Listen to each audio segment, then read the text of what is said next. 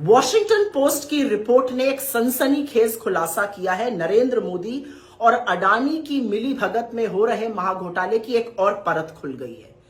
अब जो तथ्य सामने आए हैं वो चौंकाने वाले हैं। नरेंद्र मोदी ने एलआईसी से अडानी को 33,000 करोड़ रुपए दिलाए और यह तब किया गया जब अडानी को कोई कर्ज नहीं दे रहा था। उस समय नरेंद्र मोदी आगे आए और सार्वजनिक जो पैसा होता है, जो इस देश का पैसा है, एलआईसी से अडानी को दिलाया गया।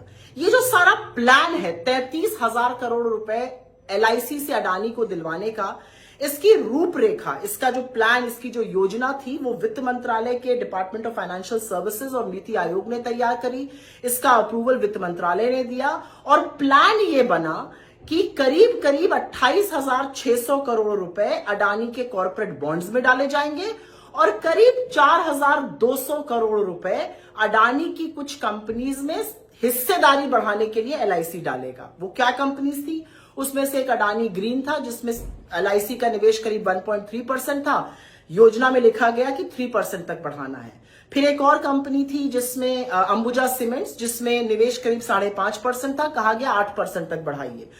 फिर यह भी कहा गया कि जब थोड़ा स्थिति सुधरती है तो अडानी के गैस और अडानी के पावर ट्रांसमिशन बिजनेस में भी पैसा डालने के बारे में विचार किया जाए। यहां पर एक बात याद रखिएगा, ये वो कंपनियां हैं इनमें से कुछ जिसमें इंटरनेशनल रेटिंग एजेंसी फिच जैसी एजेंसीज ने BBB- की रेटिंग दी है, जो कोई निवेशक हाथ नहीं लगाता है। एक बात और, ये जो सारी योजना वित्त मंत्रालय, नीति आयोग, सरकार ने मिलकर नरेंद्र मोदी जी के कहने पर बनाई, वो उस महीने में बनाई जिस महीने में अडानी की पोर्ट कंपनी को अपने मौजूदा कर्ज को रीफाइनेंस करने के लिए करीब करीब 4,920 करोड़ रुपए का बॉन्ड लाना था, मई के महीने में।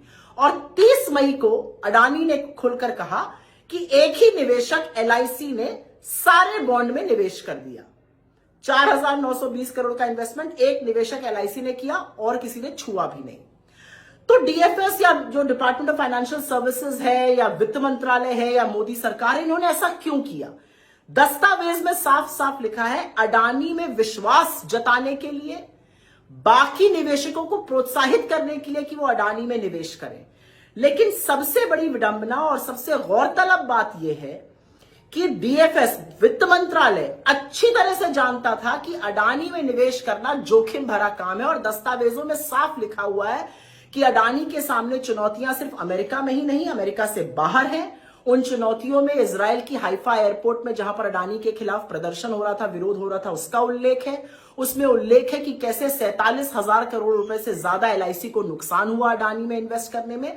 और उसमें उल्लेख है कि कांग्रेस जैसी पार्टीज ने एलआईसी का जो अडानी के लिए एक्सपोजर है उस पर सवाल उठाया है, सार्वजनिक धन के दुरुपयोग का लांछन लगाया। ये सब जानते हुए भी प्लान बना और इन्वेस्टमेंट हुआ अडानी में।